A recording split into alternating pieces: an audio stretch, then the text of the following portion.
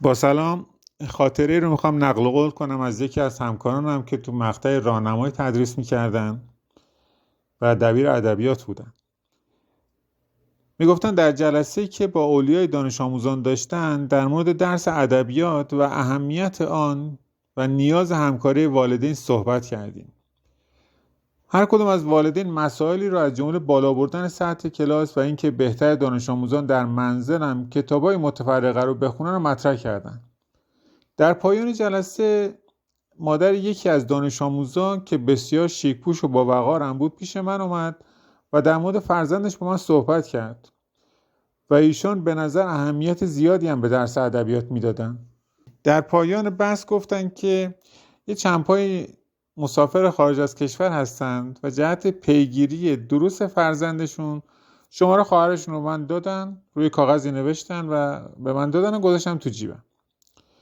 چند وقت گذشت و نیاز شد که با خانواده دانش آموزان یه تماسی بگیریم برای تهیه یک کتاب که یادم اومد که مادر این دانش آموز نیست و گفته بود اگر نیازی بود با خواهرم صحبت کنین. هرچی گشتم شما تلفن خواهره رو پیدا نکردم.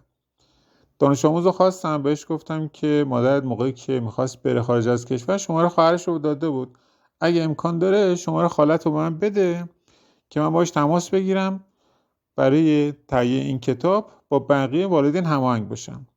دانش آموز تفره رفت که شماره رو نمیدونم و یادم نیست و تهیه میکنم، اینو گذشت. فردا مجدد بهش گفتم که شماره رو آوردی؟ گفت که نه. مجدد چون که بقیه خانواده هم باید با هم هماهنگ میکردن کتاب میگرفتن، فرداش بهش گفتم که شماره خالت رو بیار دیگه، لازمه که باش تماس بگیرم. دانش آموزم نه گذاشت نه برداشت، گفت که آقا ببخشید ما نسبت به این خالمون خیلی تعصب داریم، شماره‌ش هم نمیتونیم بهتون بدیم. اگر میخواین شماره عمامو میدم بهتون، خواستین باهاش زنگ بزنین شاید پا هم بهتون بده.